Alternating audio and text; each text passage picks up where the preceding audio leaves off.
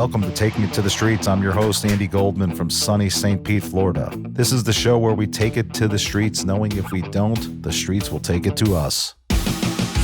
Welcome to Taking It to the Streets. It's Andy Goldman. We're thrilled to be back. It's been a while. It's been a few months since Super Bowl Sunday. We've been itching to give you some content, but we only give you the best content on Taking It to the Streets, and we'll wait till we find our spot, and our spot has represented itself. It's major season in the PGA. We've got our dear friend Rich Beem joining us shortly. Of course, this episode brought to you in part by Wrightwood Medical, your leader in refurbished, used medical equipment. Wrightwood can always be reached. www.wrightwoodmedical.com. That's with a W. Or directly 773-848-7100. Beamer, it's great to see you, man. I mean, you look like something from Driving Miss Daisy or the like. I mean, you look like a true Southern fairy tale. I mean, I know you're at Augusta right now. Is this your typical place you'll stay at and hang out over the years in Augusta? We've had houses in the same area. When I say we, it's Sky Sports Golf. Probably for the last 7-8 years, I think. And we've been in this house, I think, 4 of those times. So yeah, you kind of get to be old hat, and it's great. I've actually, I wouldn't say I've gotten to know the owner, but I've chatted with him a few times over the last couple of years. But yeah, it's funny. I went on the way back today. I was picking up some more sunscreen and whatnot, and the gal behind the desk, she just goes, "Are you sure you don't need some Noxzema? You're awfully red. You might be burning." I said, "Sunshine, I look like this 24/7. I'm from Texas. This is all good, honey." You didn't say screw you. We're from Texas. Listen, it was all good. She met Welsh in that Southern charm, and she said, "Darling, are you sure you don't need something for your face? You're a little red. You get a little burnt out there." I said, "Ma'am, I look like this 24/7. It doesn't matter. It's all good." Oh my God. Rich, you don't know what I'm talking about, the song where the guy says, "Screw you, we're from Texas" 10 times. I want to say it's Reckless Kelly. I want to say it's great. Yeah. I forgive me. I forgot. I didn't even think about that when he said that, but what? God, I can't even remember. It's someone like Reckless Kelly. Funny. Somebody, I don't know, Tony Joe White, very, very Texas-ish act, not Robert Earl Keen. You get the too funny. Beamer, we have so much to unpack. Folks, I always speak off the cuff to some people love that, some people don't. I literally take no notes. I just like to wing it. But in this particular scenario, it's been a while since we've seen Rich, so forgive me. I'm going to be looking over. Oh, wow. Yeah, I had to take down some things. I mean, Rich, here's the thing. I'm shocked over the months. The people that follow our stuff know you're coming back for the Masters and hopefully be here for all the majors with us. Ask them about the Tiger story. So here we go. Weird. I could leave that completely off the table as if you have the answer because you're inextricably linked to Tiger here. Let me give you my 2 cents and you just please take them there. I think he's addicted to looking at his phone while he drives, which a lot of us are. That's first and foremost. Okay. That is a big part of the problem. Looking at your phone while you drive. I wasn't there during either of the multiple accidents, but I have a feeling that he was looking at his phone. Obviously, this guy should have a driver. That's insane. In the age of Uber, unbelievable this guy does not have a driver taking him 2 feet to his next door neighbors. Now, first it was a sex addiction. Now it's an opioid addiction. Can we just call it addiction? So I'm giving you a lot to unpack here. And I don't think that addiction needs to be categorized. It is what it is. This poor guy suffers from addictive behavior. You take it from there. I mean, it just seems weird to me, I would say, like I said, that nobody talks about him looking at his phone being a major culprit in today's world. The other thing I thought about is that this guy also seems to be having a tough time adapting to life after the golf course, worse than Mike Tyson has found life after the ring. And if you'd have told me that Mike Tyson was going to adapt through theater, through doing a one-act amazing play that I went and saw once in Chicago with my wife, Undisputed Truth that was produced by Spike Lee that was very successful and has made it with Bradley Cooper with Hangover and just seemingly it never thought like Mike Tyson was going to see the age of 55. This is a guy who went away for rape. Real rough beginning. And it seems like Tiger, as he's now across 50, is having a tougher time than Mike Tyson. I mean, it really is with the day to day.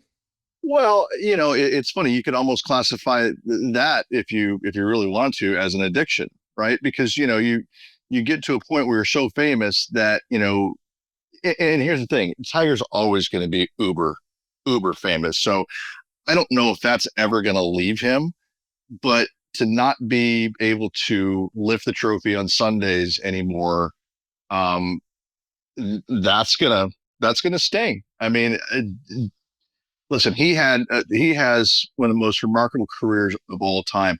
Did he get the most out of it? Probably not, because of all the injuries, because of the even before the accidents, all the problem with his back and things like that. So, um, Andy, everybody's got their own underlying issues in life. That's just fact. Just because you can't see them doesn't mean they're not there. Just like the old duck on top of the water, you don't see those feet paddling, but I can promise you they're moving at a very fast rate underneath. It'd be easy to kind of sit there and pick apart a lot of things about Tiger, because I've been asked about this a lot. And I think one of my clear answers is that, listen, I'm rooting for the guy to get healthy. I'm looking for him to get past these addictions, because this isn't something new. This didn't pop up on Wednesday on some random week.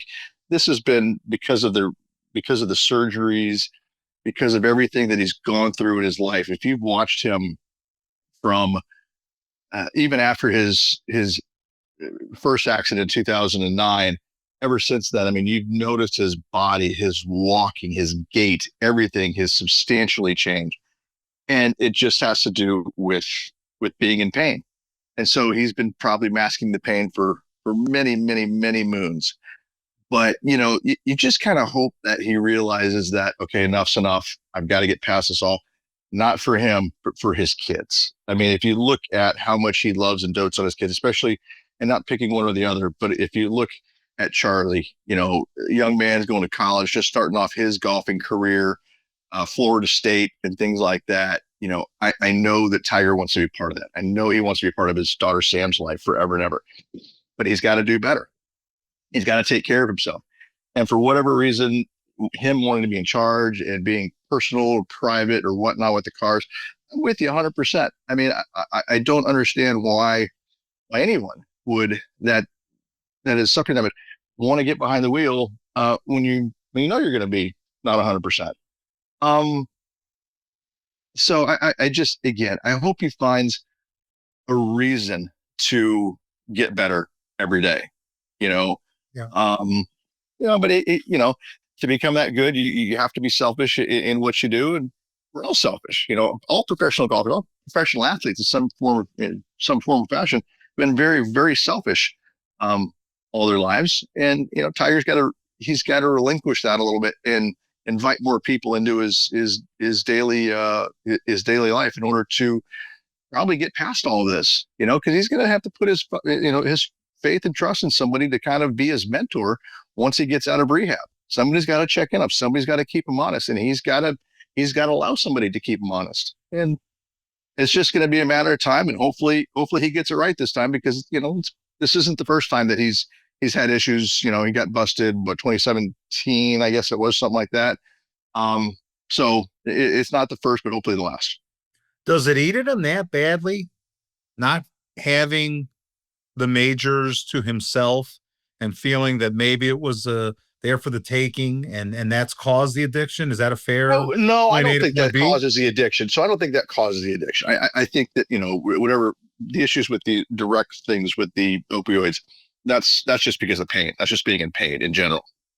I think that in some form or fashion, Tiger probably is. Imagine he might beat himself up a little bit for not winning more majors, not passing Jack Nicklaus's record. Because I think that was always his ultimate goal, and he got really close, 15 of them, which is unfathomable, unfathomable. Definitely. And yet, I think that probably somewhere inside of him, he's a little bit cross with himself.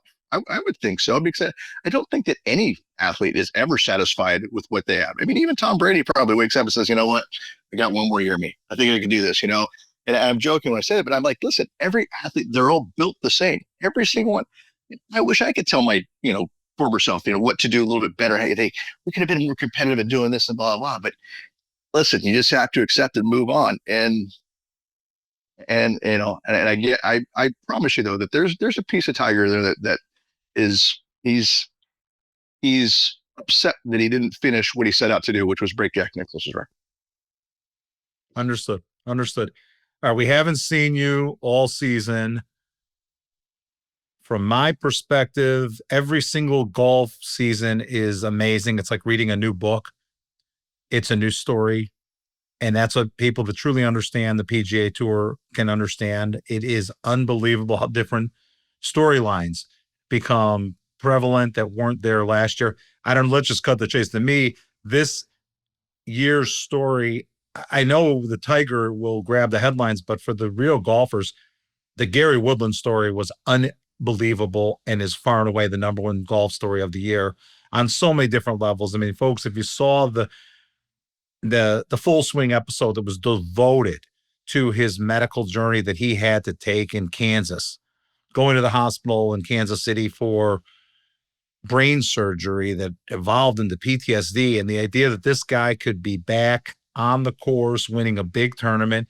And Rich, he won it in style. There was no holding back. Love how he played 17 and 18, putting away the driver and doing it the right way. There's nothing timid about that. He was uber aggressive for 70 holes. I'm stunned that more guys don't do that, but I was really touched by it. I thought that was the story of the year. Listen, if it's not the story of the year, then I'm not too sure what's going to pop back up, but most definitely. It's interesting because we all talked, we all knew that he had some issues. And then when he went after the brain surgery, everybody in the golf world was like, oh my God, you couldn't find a nicer guy on the planet. Gary Woodland is one of those guys that I would say that 99% of the golfing public would root for. He's just that guy. I think it caught us all a little bit by surprise because I've known his caddy. He and I went to college together, and not that we talk a whole lot, but never did I even sense it that there was anything wrong with Gary in the sense that he had PTSD after all this, and whatever the cause of it was. But to walk around and to have that much fear and pain inside of you while trying to be out there on the golf course where you're exposed to everything and everybody, you can't hide anywhere. That was very interesting. And the way that he came out and spoke about it so matter of factly at the Players Championship, and then wins, 2 weeks later? Just the fact that he said it was such a breath of fresh air to get it off of his chest. And then knowing full well that he had a ton of support, a lot of people probably reached out to him. He probably spoke to, I'd imagine, hundreds of people about all this. And probably less than out, obviously, very specifically about how to get past it. But, I just look at that and it's like, that to me is probably the most remarkable thing about our game, because once you kind of lose that self-belief in yourself a little bit, or you lose a little bit of that edge that you once had, it is so hard to get back, Andy. It's unfathomable how difficult it is once doubt creeps in your mind, because the more you go into a tournament, that doubt is still back there a little bit. It's just this little person just going, you know what? I'm going to wait for the right time to come out and say, hi, I'm back.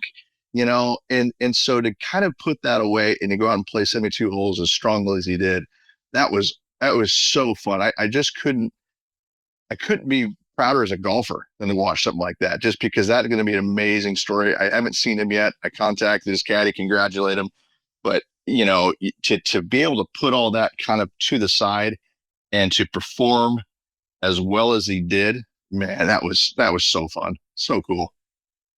It's unbelievable. It's unbelievable. And you like where we're heading with the new leadership with Rolap as the commissioner? Do you see discernible differences yet. I mean, it's very early on in his tenure. Obviously, this is not, but the chatter of sorts about taking this thing back to the streets, as we like to say on this program, and bring it back to the cities of America, and have Chicago and Boston, New York City get a taste of a real tournament. I mean, I can only speak to Chicago. We got a lot of different thoughts because I'm Yeah. obviously from there. It's weird that they haven't been in Chicago for, I don't know. I always feel like it's because of the inane tax structure in Illinois and specifically Chicago. Is for a different show, but it would be similar to the other cities that I've referenced. And is it as simple as that? That's what I would ask Brian. Is it as simple as that? That's why you've decided seemingly to go to Whistling Straits and Erin Hills instead of playing the state of Illinois, and it's just over the border from Illinois. I mean, it's not exactly you're catching anybody by surprise by doing that. I mean, to me, that was clearly a tax play. I don't know if I'm right or I'm wrong, but your thoughts about that? I mean, you're Well, if it was a tax play, then we'd never go to the state of California, I don't think. right. So here's the thing about it. Just because you go to a major market doesn't necessarily mean you're going to get more bodies out there. Because I can promise you, you're going to have a hard time getting a tournament and having more people than almost TPC Deer Run for the John Deere Classic, right?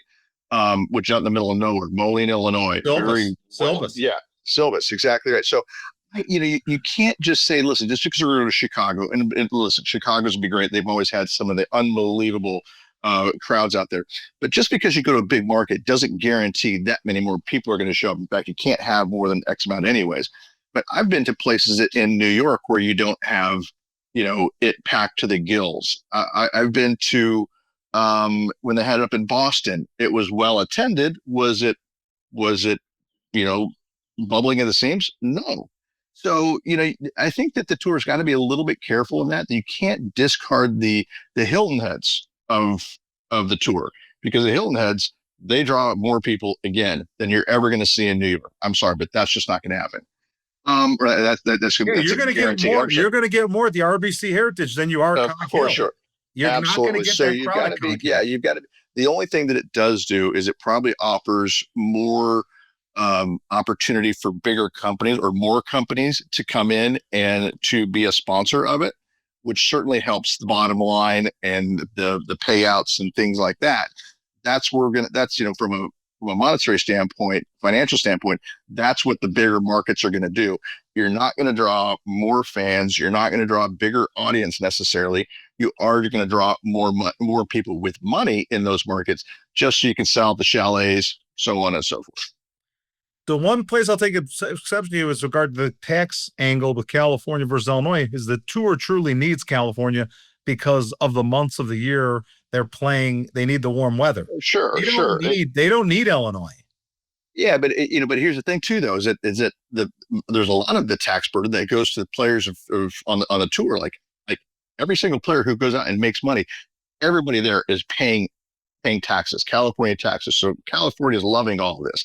And if you have 4 events in California, which let's see, 1, 2, 3, 4 events in California, the financial windfall for California is massive, massive. Right. And it's not like the players are really thinking about that when they go there, but it could be a point in time, because I know that there are some players that won't go play certain places around the world because of there's a massive tax burden, and it's just like, and that's a very selfish reason for doing it all. But I don't think that the tour would really think about the tax implication of going to Illinois versus going to Wisconsin. I mean, I guess they could for sure, but I don't know. I think they're trying to go where they're going to get the biggest bang for their buck, the most corporate dollars coming in, and not necessarily thinking about what's going out. I got you. I mean, the tour gets something from the state of California. They really do. They get tangible things. They get the weather that is tangible for that time of year. They also get legendary golf courses that are legendary. They get Torrey Pines. They get Pebble Beach. They get Riviera. They get these places that look amazing on TV. So they get tangible things for the would-be tax. Yeah. is where I'm coming from. Beamer, let's just get to the main event here, which is obviously this tournament. I want to get your take first before we go to me. Folks, I gave you Akshay. Beamer, you know I gave you Akshay. I was early. He is a monster. He paid off, I think. He's a monster.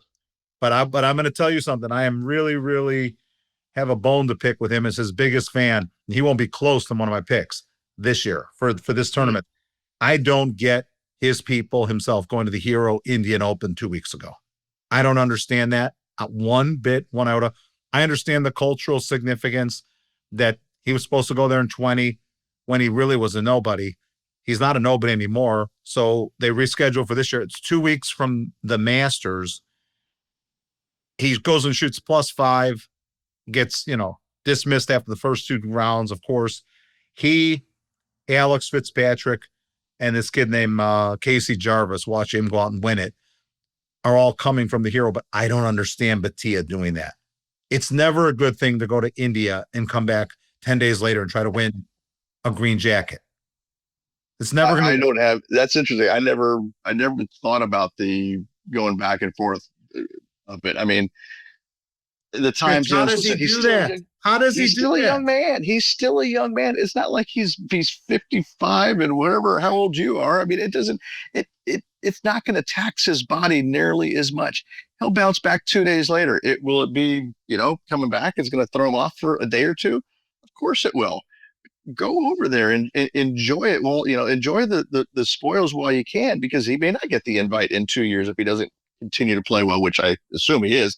But I mean, no, I've got no issue with him going over to India and playing over there. I know this guy Beamer. I'm telling you, he's going to struggle this weekend, and we'll discuss this at a later. We'll discuss this for the PGA. See, now I'm going to pick him because you're fading him. Listen, you're fading him. I'll pick him. Might as well take him. Ahead. So give me who. I'm kidding. No. Give me who you like, who you think is rounding into form right now.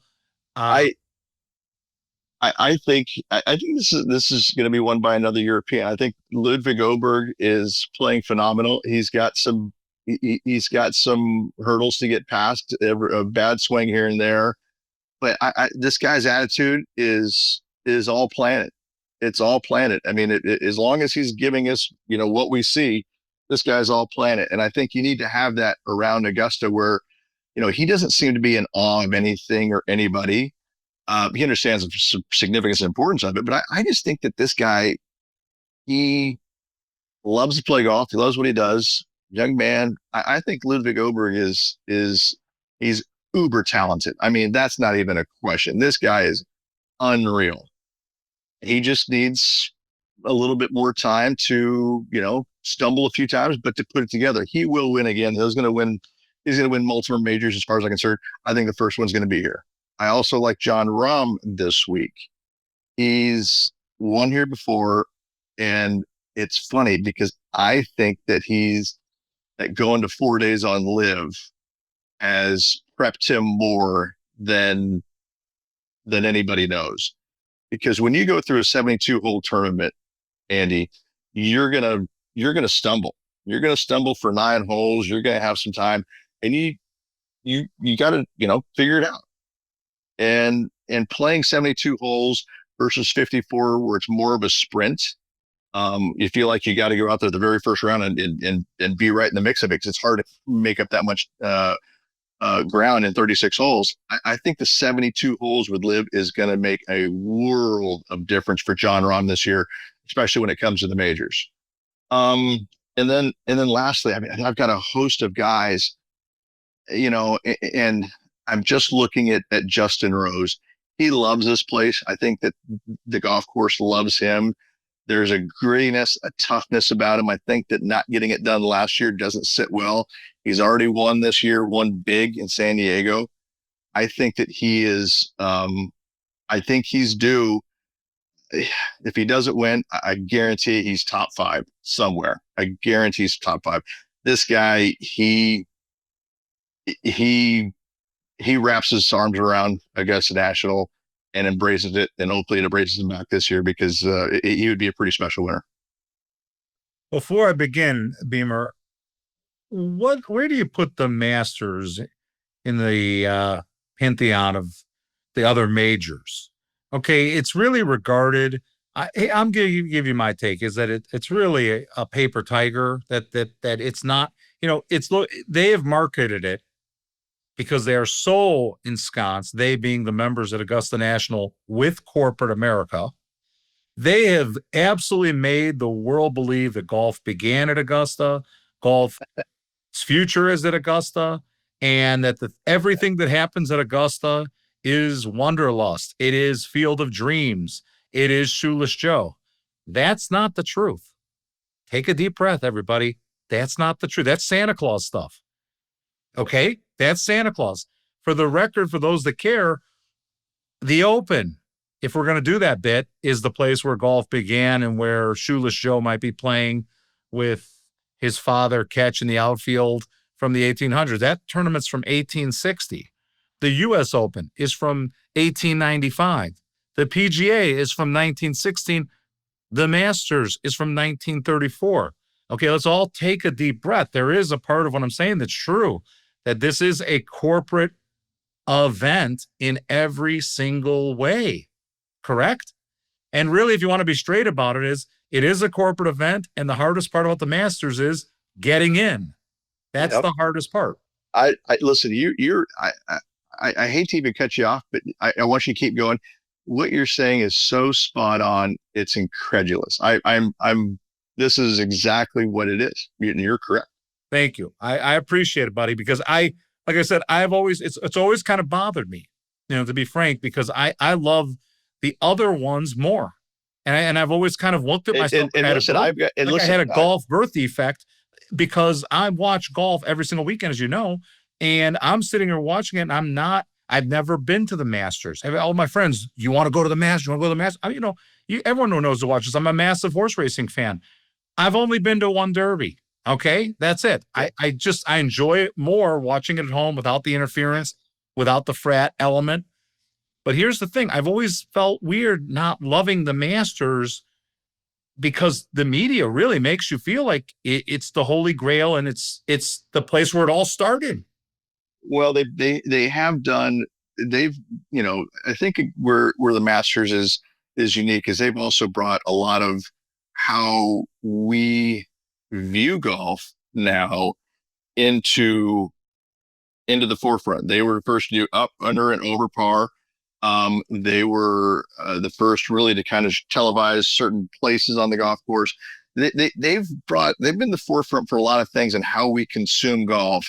And listen, the one thing that they do extremely well, and I know you're talking about marketing and whatnot, but the one thing they do very well is that everybody's been starved, or a lot of people have been starved, not only in the United States, but around the world because of poor weather and this and that.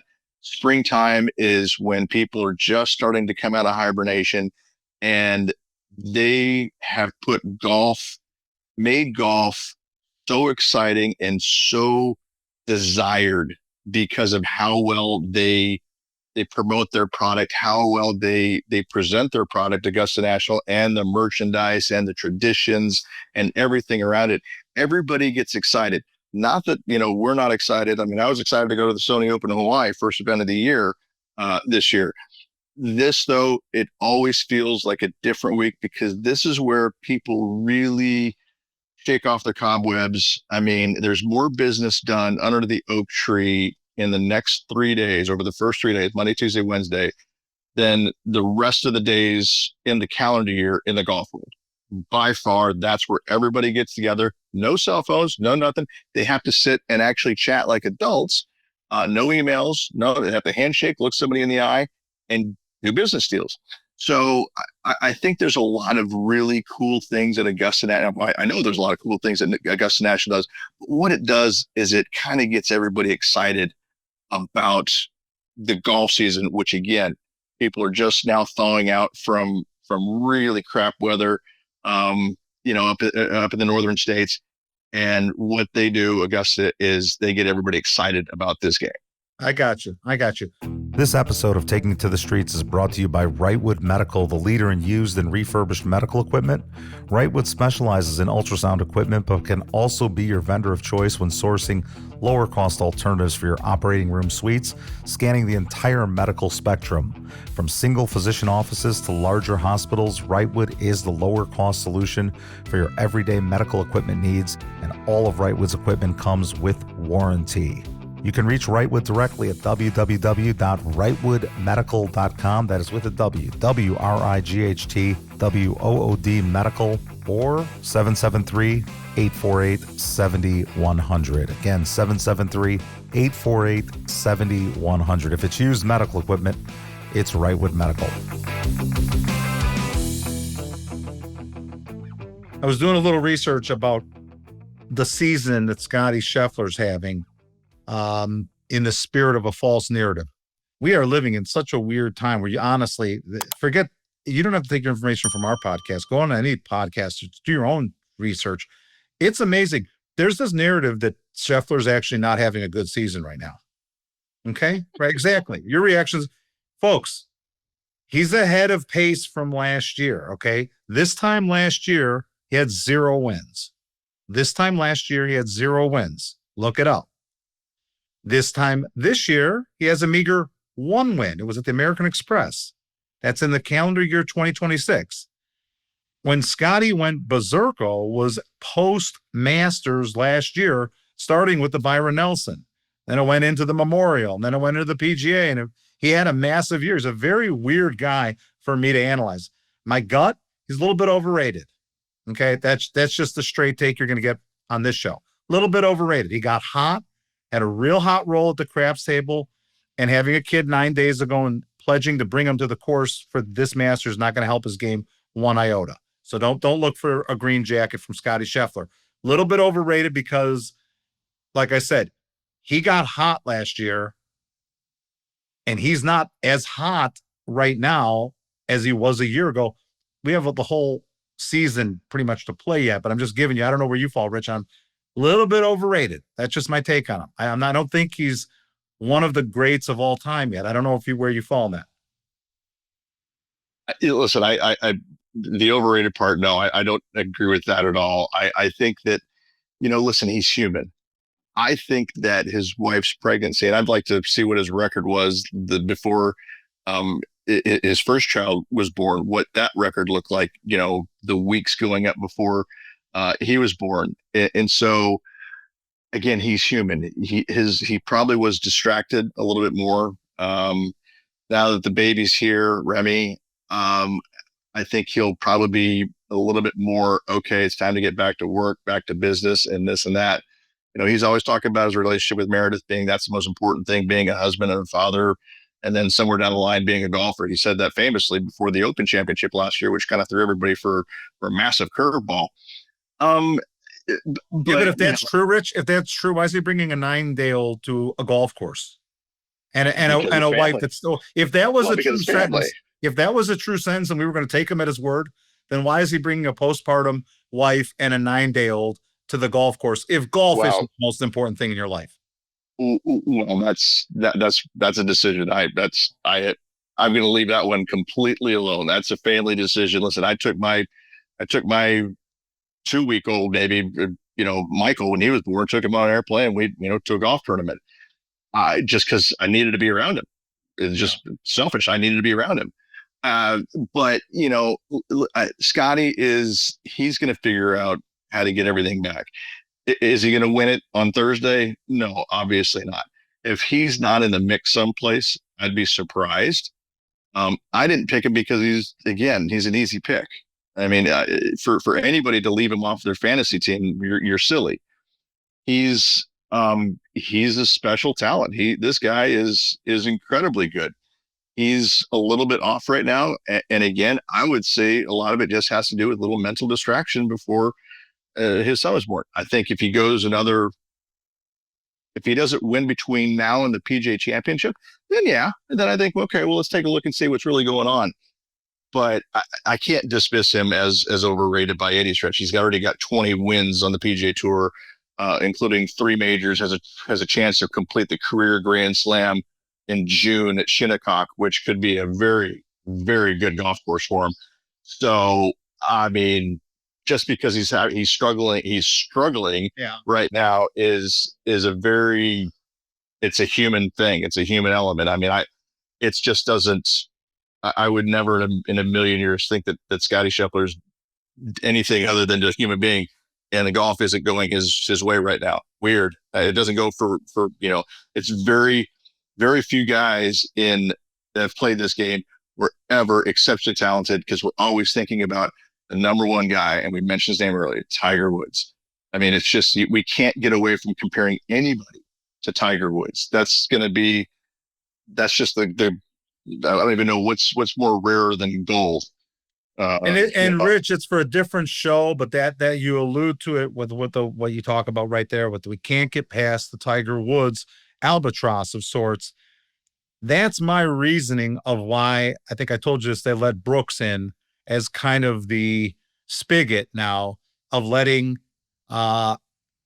livers into the PGA Tour, because they have a Scotty. Livers, I like that. Yeah, exactly. They have a Scotty problem, and I'm stand by that. They have as far as his marketability, he is not marketable. He's not. That's why they're letting guys in and trying to do it in a coy way. It's almost, again, like having a tournament at Erin Hills and telling me that you're not doing it for tax reasons. It's the same thing they're doing by letting livers into the PGA Tour. They have a Scotty problem. They have a leading man that's very bland and very vanilla to most of America. Most of America thought his greatest moment was when he was in jammies for cutting through traffic at Valhalla. And that's not what you want your leading man to be remembered for. So that's just my 2 cents on, they have a leading man problem. They do. If he may be great, but he's not George Carlin. Rich, he's not George Carlin. So they need somebody. There's only one George Carlin. There's only one George Carlin. He was the best. There's another podcast. It's called it's called The Rush. It's called Mount Rushmore. It's a podcast called Mount Rushmore. You got to watch it. It's funny because they did the comedians, like the 4 comedians that should be on Mount Rushmore. Okay. They brought in Jay Leno and give me your 4, Rich. Give me your 4 that should be on Mount Rushmore right now. Oh gosh. Going with what they said, just because I knew, so they left off one person, which was no. Give me who Rich beat. No, I know. Mine would be Richard Pryor. Mine would be Richard Pryor, Robin Williams, George Carlin, and this is going to be funny because I don't know why, because I didn't see him that much, but genius wise, I would have to probably say I'm drawing a blank. Jonathan Winters. Jonathan. I know, and I'm that's totally out of left field, but but Jonathan Winters was. I mean, I remember watching some of the improv stuff that he did, or not improv, but sketches where he tell you give him something and he would just come over like that. I mean, that is genius. Robin Williams, genius. Richard Pryor. I mean, just you can't do anything but just like, holy cow. And then George Carlin going from one type of comedy, very laid back and hippity dippity, and smoking weed, to angry political. I mean, it's how his career progressed. But yeah, it's interesting. But I mean, Jonathan Winters, he's like one of the first guys that I ever saw. And again, probably nobody would agree with me on this one, but Jonathan Winters, I think, was another genius in the comedy world, because he could act out so many things in so many different ways and was so quick-witted. It was great. Don Rickles would be another guy that I would love to have it there, but I think Jonathan Winters blows him away. That's my number 1 is Don Rickles. Is it really? Yeah, I can see that. One. My number 2 is probably, my number 2, I guess I've got to go with, I'm thinking about guys that really made me, Mel Brooks is probably my number 2. Yeah, great. Number 3, I will go with, only because this guy, for his short time and place and where we're at now with politically correct narrative and behavior across the board. So we're coming off of that a little bit. Thank God. Dice Man, Dice Clay. Oh yeah. I mean, in college, he was the guy that I listened to all the time. I mean, there's so many places I could have gone to with different guys, and I left a couple guys that out, but I'm looking at guys that probably influenced more people in the comedy world would be my picks. The Andrew Dice Clay, great pick. I love it. And I guess Who's your number last? 4, but he's not, you were looking for stand-up. I was gonna, I was gonna say John, I was gonna say John Candy, but yeah, and here's the thing. I mean, is it stand-up comedians or is it just comedians in general? Because there's so many people out there that are actor funny, and I can imagine John Candy just being, he's just funny. He just, he was I amazing. mean, the stories that I read about him and heard about him are phenomenal. But I can see that. I mean, there's so many, I mean, like stand-up comedians these days. There's a guy, Ron White. I mean, Ron White is just, he's cleverly funny. Jeff Foxworthy, which is like very good at what he did. But there's a Mount Rushmore of kind of podcast. You got to check it out. It's actually really fun. It's fairly early in its release. I think it's only about 8 episodes or so. I will definitely check it out. Okay, so here's my take on the Masters, folks. If you're doing your homework out there, from what the homework I've done, Rich has played the Masters. So Rich, please interrupt. The metrics that you need to have in your bag for success. You need to hit the ball a long way. I know that sounds trite, but there are tournaments where you don't need to hit the ball a long way. This is a tournament where you do need to hit it. What is long way? 302 or longer, to be specific. You have to fly the golf ball a long way but yes, you have to be better than average for the most part. Yeah. Approach needs to be there as well as around the green. So those two have to be there in your bag. Recent form, how you're playing in March through the would-be early parts of April has been pointed towards being valid with regard to the Masters. And 9 out of the 10 last winners, that's not a big sample size, but it's just throw it out there, have played this course 3 times or more. So getting multiple looks at Augusta is extremely beneficial should you have thoughts of getting the green jacket at Butler Cabin on Sunday. Okay, here we go. My 3 selections. Folks, if it was about the best players right now, and I don't know why, Rich, I take it up with you, why we're never going to hear these names on Golf Channel or the like, but if it's about the guys that are playing the best right now and that check all these boxes that I just gave you, I'm going to give you the 3 because, of course, I'm not taking any of these 3, but this would be if I was smart and I really actually espoused what I said. There's no one on earth playing better than Matt Fitzpatrick right now. Okay, sorry. Yep. There's nobody on earth. Sorry, Scheffler. Sorry, Schauffele. He is playing the best golf right now. I don't think on Golf Channel anyone's going to say that, Rich. I don't know why. He's playing the best. Yep. Another guy that's playing almost as good as Fitzpatrick is Cameron Young. Yep. Those are your 1 and 2. Rich, do you agree? We're not going to hear about him. Absolutely. 100%. No one's going to mention. I think that Fitzpatrick will be talked about, but not nearly as much as Cam Young because he did win the Players Championship by defeating Matt Fitzpatrick with birdie on 17 and the par on 18. So I think that Fitzpatrick will be talked about, but he won't be put up here. He's going to be. They won't talk about him like Scheffler. And for time and space, time and space in the world we're living in right now, we're not taking our meals on Artemis. Well, because we're not taking our meals on Artemis in paper. But Scotty's won this thing twice, and then that counts for quite a bit. That's pretty heavy duty around here. Winning experience and winning counts for a ton around Augusta. The third guy that's playing lights out that checks all the boxes, taking it to the streets, fan favorite Min Woo Lee.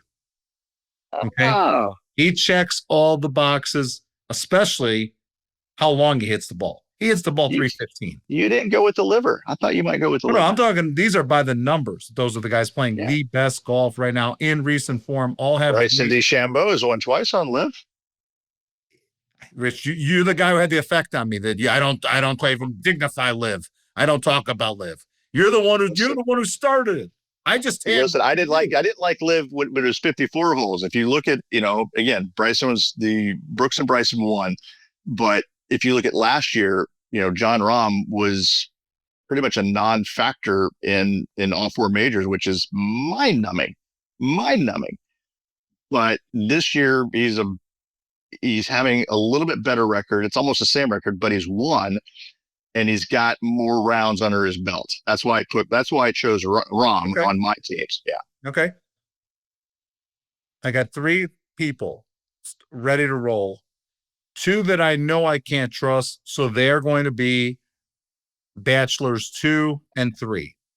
And I'm going to go with the last one as a guy. Here we go. Bachelor number 3. Sung Jae-in. He is not going well right now. He is not, his last 5 or 60th, he was 4th, which was great at the Valspar, I believe. Cut 42nd. This is not exactly the form you want to come in to the Masters with. But here's the problem. He loves this course. He plays big on this course. He plays unbelievably on this course. He's a top 10 player on this course. What does that mean? Last year, tied for 5th. He was cut, tied for 16th, 8th, tied for 2nd. So, and he came in really in poor form a year ago as well.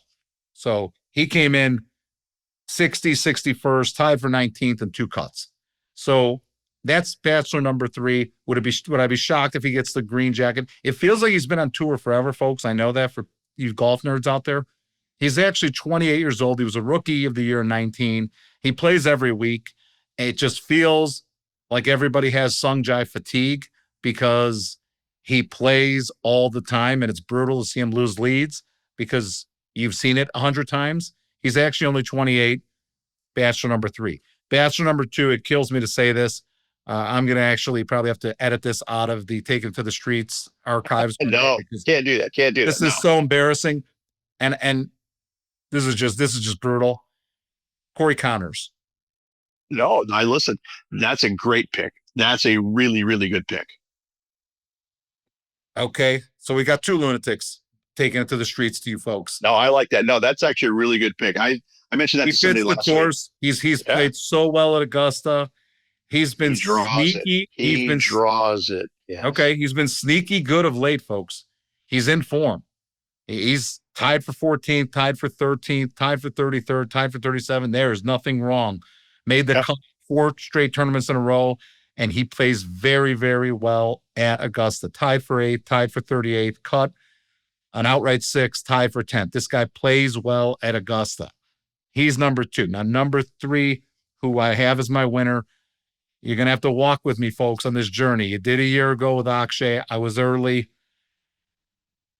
This guy that I'm about to pitch to you reminds me, I want to give you what he reminds me of so you can formulate maybe who you think I'm going with. He reminds me of Cam Smith. Let's just take that narrative and that where we're going. Someone who's going to be airtight around the greens, who's going to make a big putt here and there, who's going to stick around, but by no means at this juncture has any kind of pedigree at all with regard to sheepskins on the wall, trophies. He is someone you have to take a leap of faith with because of his around the green play. By the numbers, he gains 0.633 shots per round around the green.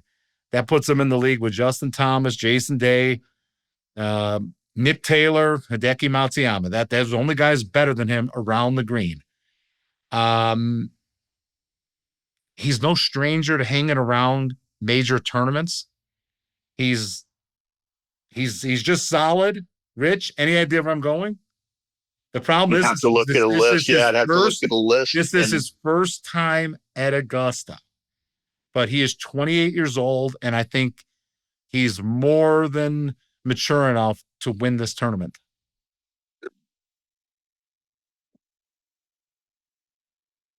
First time at the Masters, Gotterup was there, but no, you're not talking about Gotterup. The short name is just okay. It's efficient. A Cam Smith reference. Yeah, I know. Is it the hair while you're doing Cam Smith? No, because Cam Smith putt's great. First time here. Yeah. Harry Hall. Oh, that's true. That is his first time around here. That's interesting. What a cool way of looking at it. I think That's an interesting way. That's an interesting way of looking at it. Yeah. And again, I believe he works with Butch Harmon out of Las Vegas. I think they work together once in a while, and Butch can instill confidence in Fire Ant. I mean, it's unbelievable. That's interesting, and you're right. He's tough. It's hard to shake him, and he doesn't give you a whole lot. He seems to be pretty steady. First time around Augusta, it's always hard. It's why it's been since Fuzzy Zeller won. God bless Fuzzy. Well, we haven't had a first time winner in forever. Yeah, I can see that. I can mostly see that.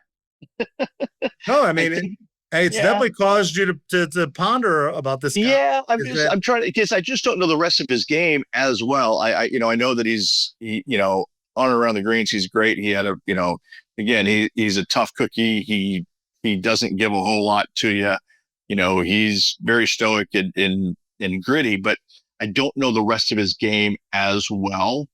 I mean, he's better than Trevor. He's better than Mike Weir. He's better than guys that have won. I know that's from a different era, but I'm just saying he's better than those guys.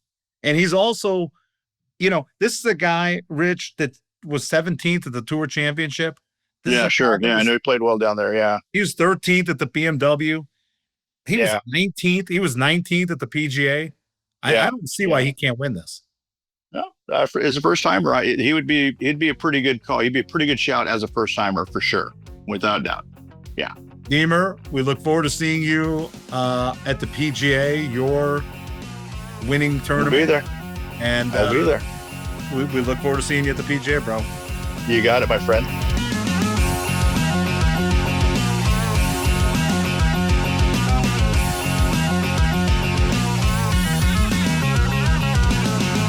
Goodbye from St. Pete. And remember, folks, you're only as good as your last trade. So never too high, never too low, till we meet again.